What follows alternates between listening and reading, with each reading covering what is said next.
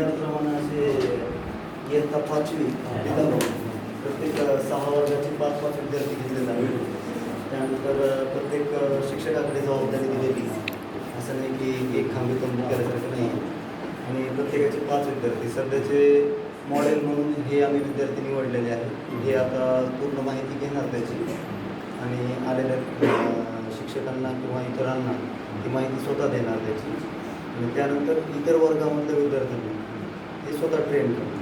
त्यांच्याजवळ जी माहिती गोळा झालेली आहे ते देणार.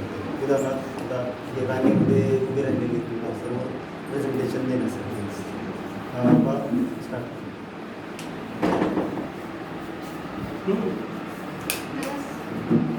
नमस्कार, मी हर्षदा धपाटे. माझ्या प्रयोगाचे नाव आहे कृत्रिम उपग्रह. कृत्रिम उपग्रह म्हणजे मानवाने तयार केलेले उपग्रह. या प्रयोगामध्ये जी पृथ्वी आहे आणि याच्या भोवताली जे काळे पट्टे आहेत त्याला उपग्रह असे म्हणतात. हे उपग्रह याप्रमाणे पृथ्वी परिभ्रमण करतात. आज असे हजारो उपग्रह पृथ्वी परिभ्रमण करतात. हे उपग्रह सौर ऊर्जा वापरत असल्याने त्यांच्या दोन्ही बाजूला पंखासारखे सौर पॅनेल लागलेले असतात. पृथ्वीवरून येणारे संदेश ग्रहण करण्यासाठी व पृथ्वीकडे परत पाठवण्यासाठी ही उपकरणे बसवण्यात येतात. प्रत्येक उपग्रहामध्ये त्यांच्या कार्यानुसार उपकरणे असतात.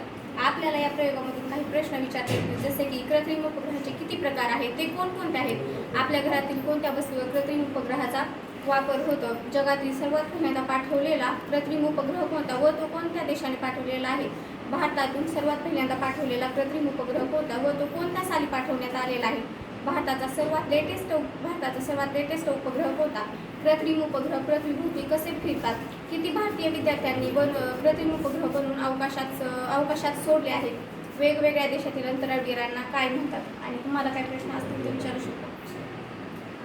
हे नाविन्यपूर्ण आपली प्रयोगशाळा होती. म्हणजे बजेट आम्ही काहीच वापरलेलं नाही. 0 बजेटमध्ये ही पूर्ण प्रयोगशाळा होती. किती बजेट फक्त आम्हाला यासाठी लागली, दुर्बिणीसाठी. तर आपल्या तालुक्यातल्या 6 शाळांना अशी लॅब आपल्याला मिळालेली आहे. खूप छान उपक्रम आहे. तर विज्ञान असो किंवा खगोलशास्त्र असो त्याची माहिती याच्यामध्ये आहे.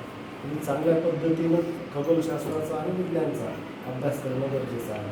तर ग्रह, तारे, उपग्रह, आकाशगंगा, सर्व धूमकेतू काही असेल अवकाशामध्ये त्याचं आपण नॉलेज चांगल्या पद्धतीने छान प्रेझेंटेशन केलं. Yes sir.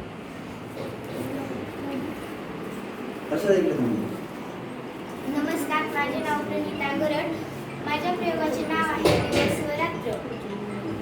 हे पहा, इथे एक छोटी पृथ्वी गोल आहे आणि एक बल्ब आहे ज्याला आपल्याला सूर्य समजायचे आहे.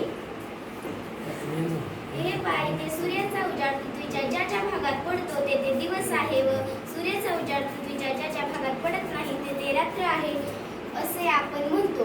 पृथ्वीचा आकार संत्र्यासारखा आहे.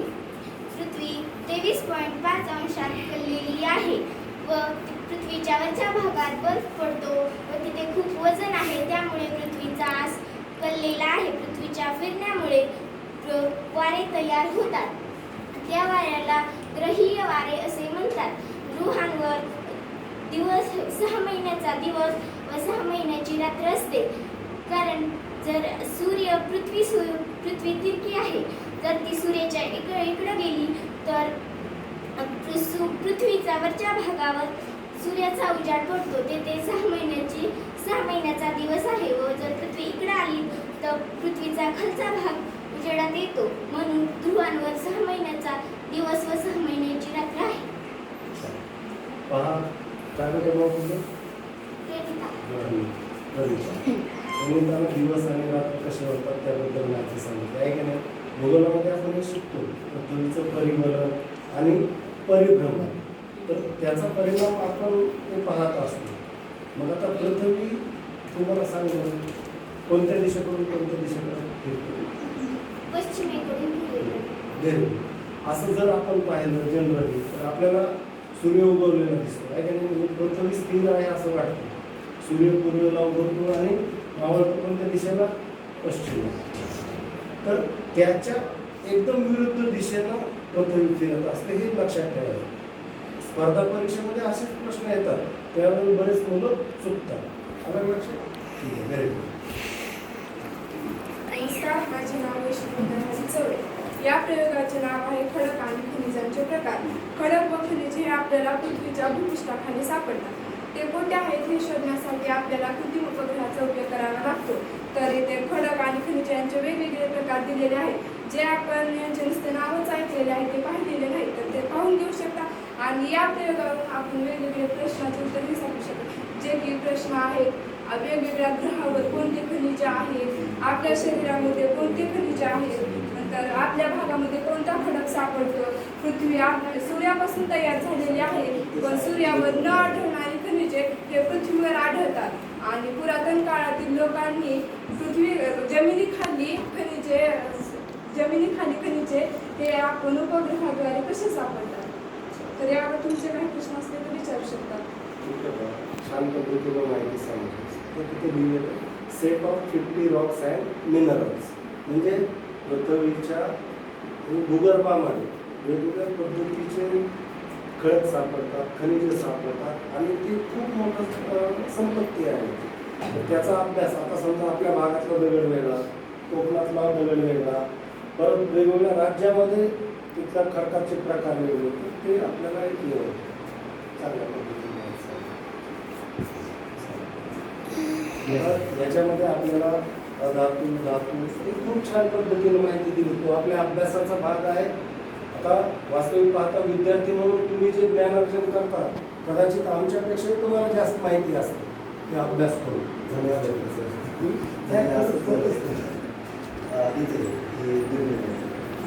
नमस्कार, माझं नाव समजा पडले आणि माझ्या प्रयोगाचं नाव आहे. तर मी तुम्हाला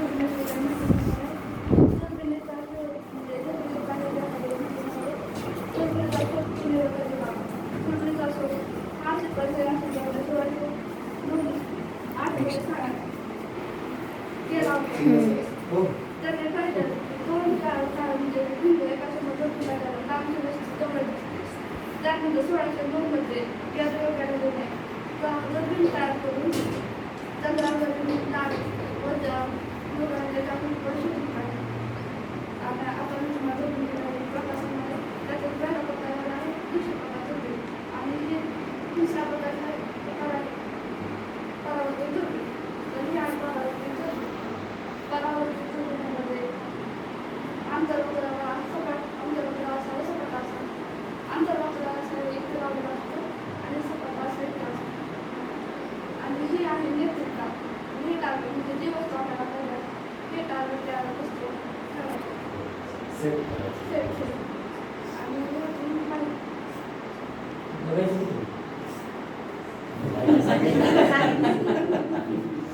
आता हे सांगून झालं कसं आपण आपल्याला जी वस्तू पाहिजे आहे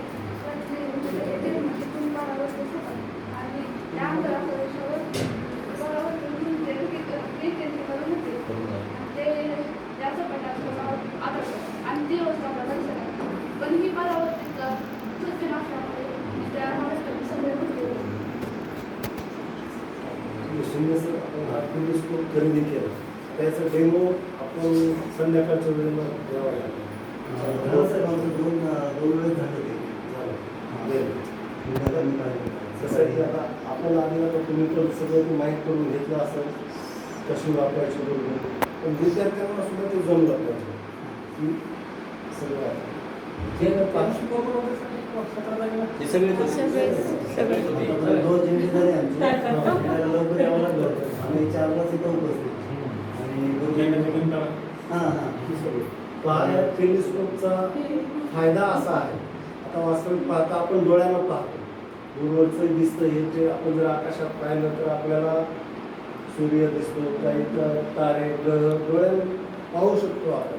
परंतु टेलिस्कोपद्वारे आपण अतिशय टाईम गोष्ट म्हणजे एकदम सूक्ष्म गोष्टीसुद्धा आपण अवकाशातल्या पाहू शकतो. हे या टेलिस्कोपमुळे साध्य होणार आहे. पहा आपलं पृथ्वीवरचं जग वेगळं आणि त्या अवकाशातलं जग आणखी वेगळं आहे. त्याच्यामध्ये जर आपल्याला इंटरेस्ट निर्माण झाला तर माणूस देहभान हटून त्याचा अभ्यास करतो. आणि ही एक नवीन फील्ड आहे खगोलशास्त्राची की ज्याच्यामध्ये विद्यार्थ्यांनी जर समजा अगदी खालच्या इयत्तेपासून फार मोठे मोठे पुस्तकं वाचायची गरज नाही, परंतु आधी एक तोंड ओळख मारण्यासारखं छोटे छोटे पुस्तकं, त्याच्यातून ती माहिती करून घेणं अवकाशाबद्दलची, आणि नंतर मग हळूहळू डीप म्हणजे स्टडी त्याचं करणं हे खूप महत्त्वाचं आहे. कारण का आधीच आपण जर समजा भूगोल विषय जर स्वतः वाचला, समजून घेतला, काही संकल्पना इतक्या किचकट आहेत की गुंता वाढत जातो त्याच्यामध्ये. मग आधी आपण ते स्टेप बाय स्टेप ग्रह काय, तारे काय, आकाशगंगा काय, म्हणजे सगळ्या गोष्टी हळूहळू क्लिअर केल्या, आणि त्याच्यानंतर चांगल्या टेलिस्कोपचा वापर करून आपण ते मायन्युटली म्हणजे अगदी बारकाईनं ते जर जाणून घेतलं तर खरा टेलिस्कोपचा उपयोग आहे. आधी तर तुम्ही ढोबळमानाला अवकाशामध्ये काय आहे हे समजून घेणं आणि नंतर याचा वापर करणं. नाहीतर काय आपण नुसतं टेलिस्कोपनं पाहिलं अरे इथं काहीतरी दिसतं, फक्त ग्रह लहान आहेत ते मोठे दिसतात, तर त्याचं सगळं सराउंडिंग आपल्या लक्षात आलं पाहिजे.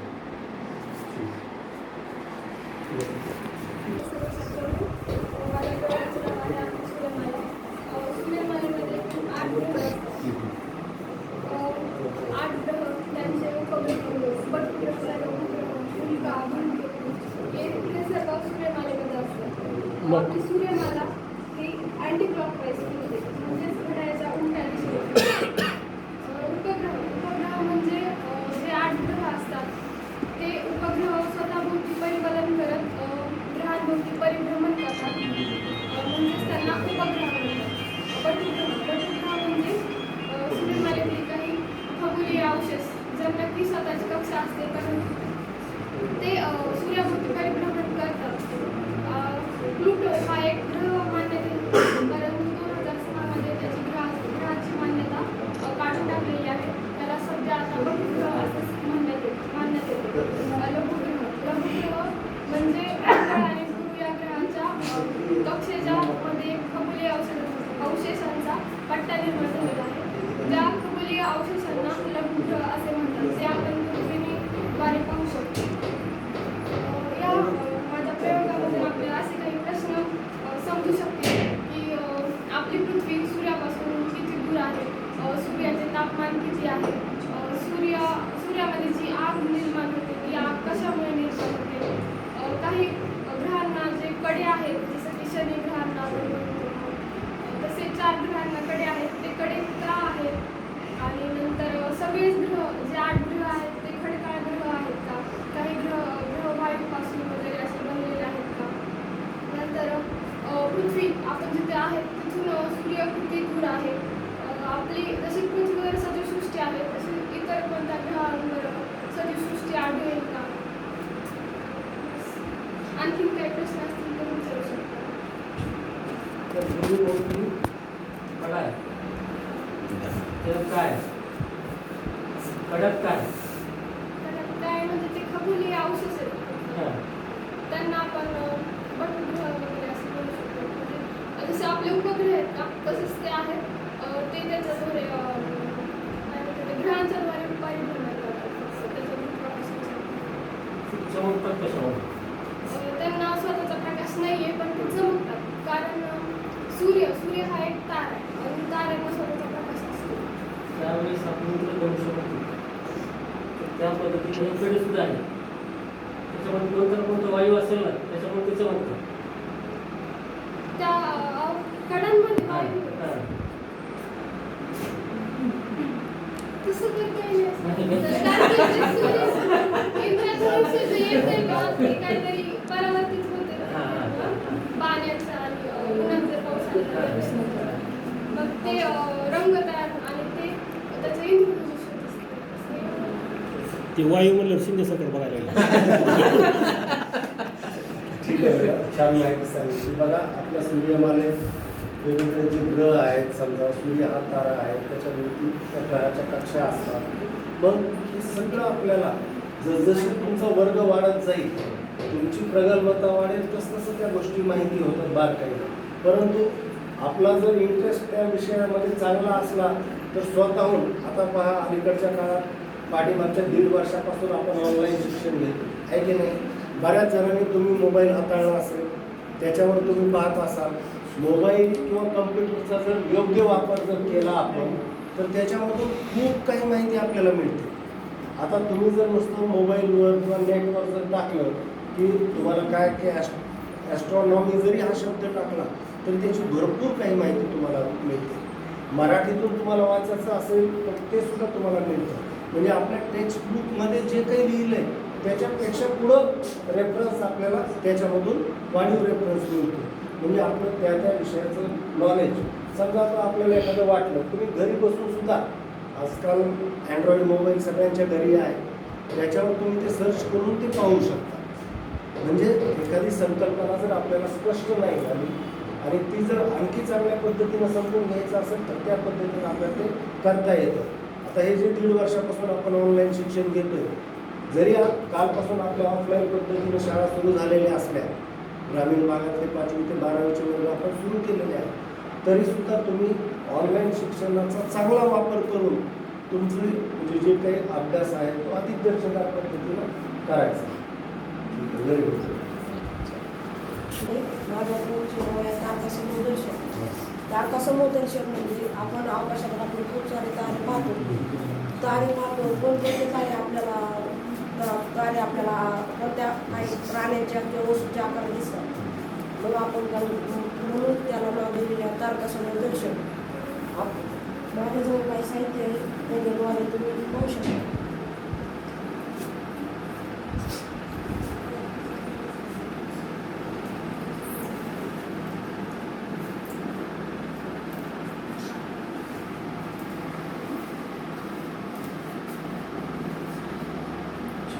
आमच्या लहानपणीची आठवण झाल्यासारखं होऊन कॅमेरा. ही कन्या राशी आहे. ह्याला 1, 2, 3, 4 आणि 5 तारे आहेत. ह्याचा एक आकार बनवून कन्या राशीचा श्वास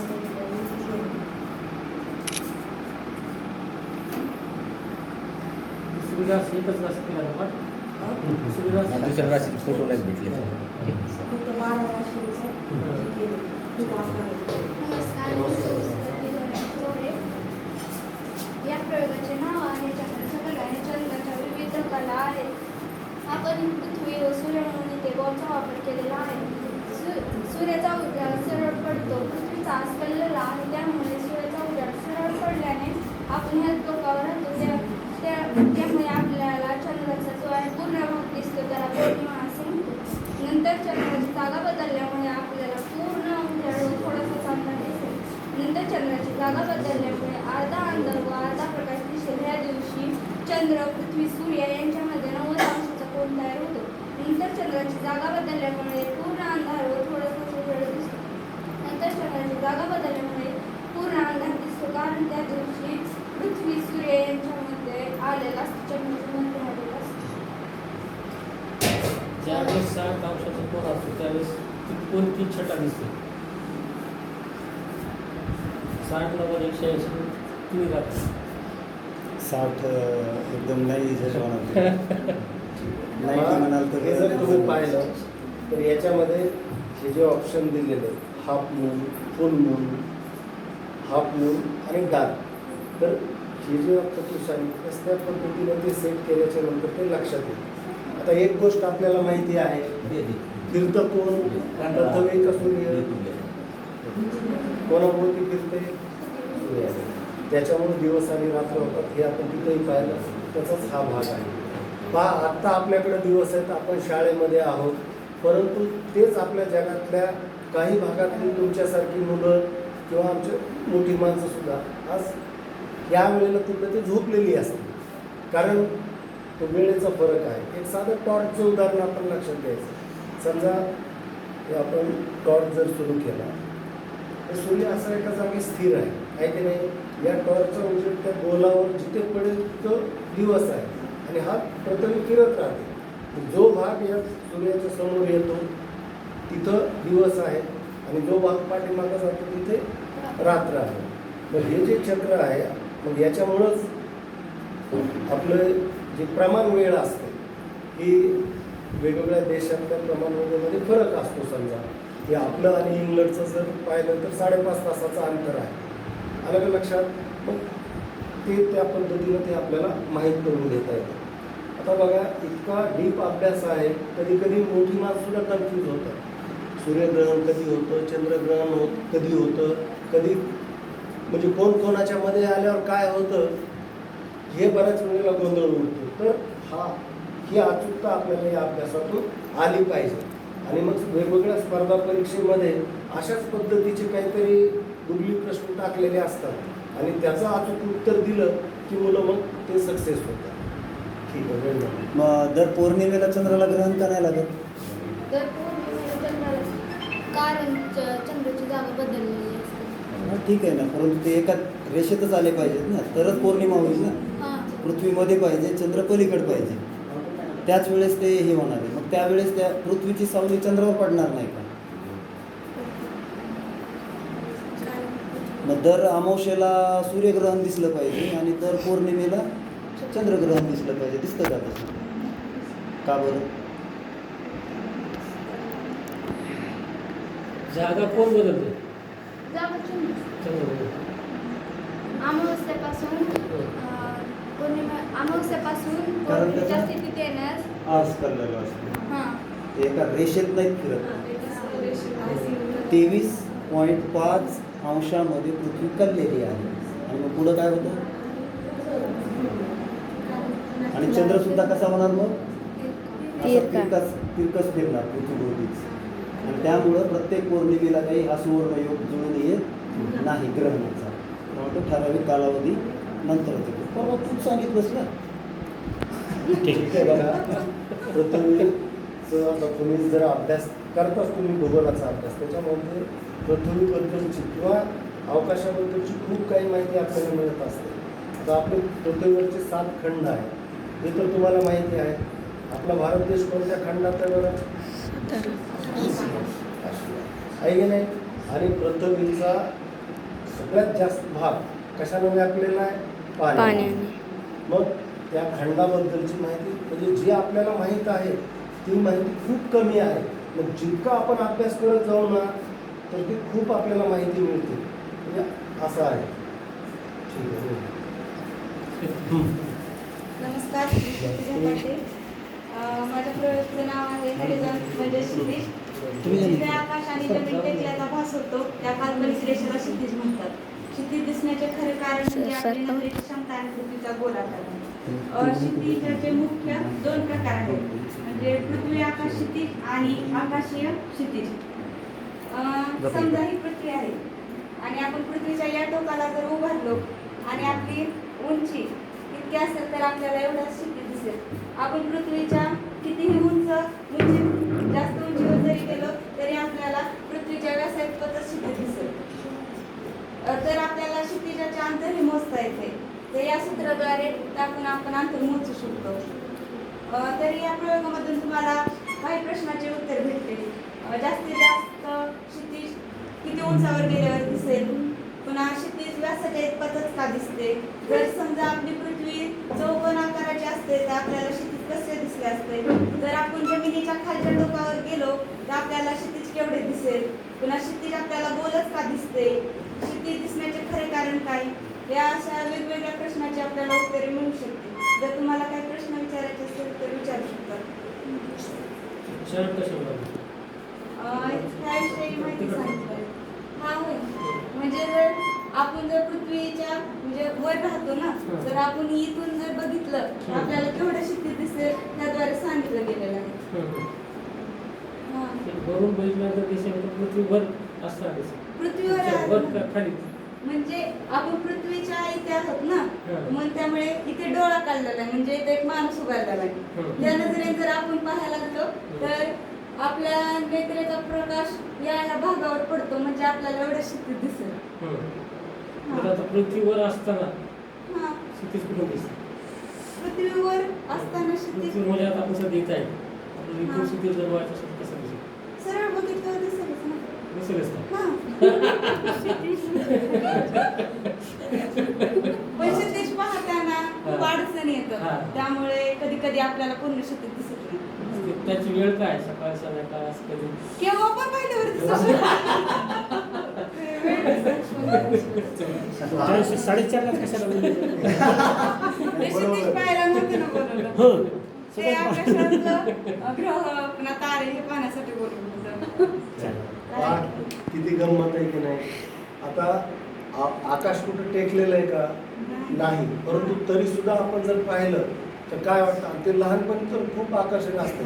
आभाळाचं टेकलंय, आपण तिथपर्यंत जाऊ, ते शक्य नसतं, परंतु एक मनाला वाटत असतं.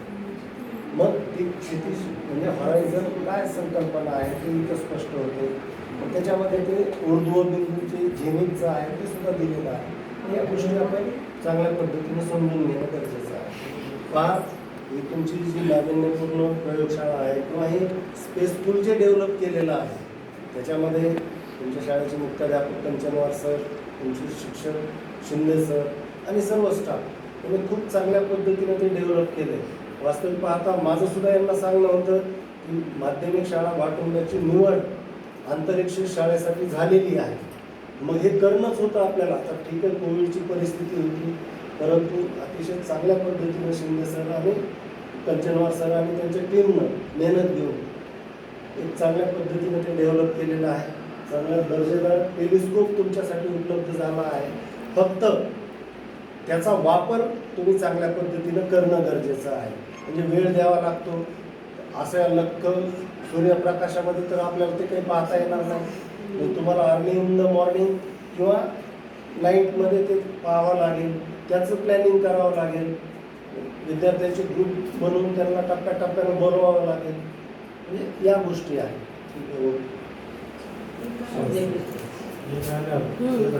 काय करू थोडा आवाज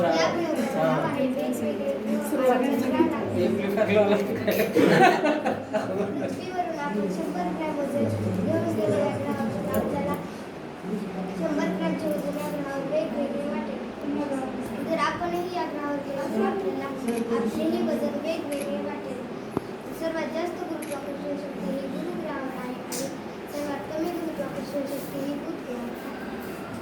पृथ्वीवर कशी या माहितीवरून आपल्याला काही प्रश्न पडले तेच विचारायचं, पृथ्वीवर कशी आहे?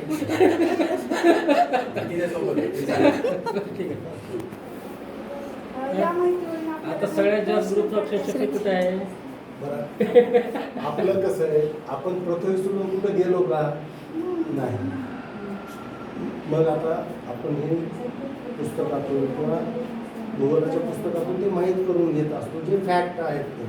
कधीच आपण ऐकतो बातम्यामध्ये चंद्रावर माणूस गेला, चंद्रावर कसं माणूस गेला तर असं म्हणजे ते जे आहे समजा ग्रॅव्हिटी तिथली आणि आपल्या पृथ्वीवरचं गुरुत्वाकर्षण वेगवेगळं आहे. त्याचीच माहिती आपल्याला याच्यामधून मिळते.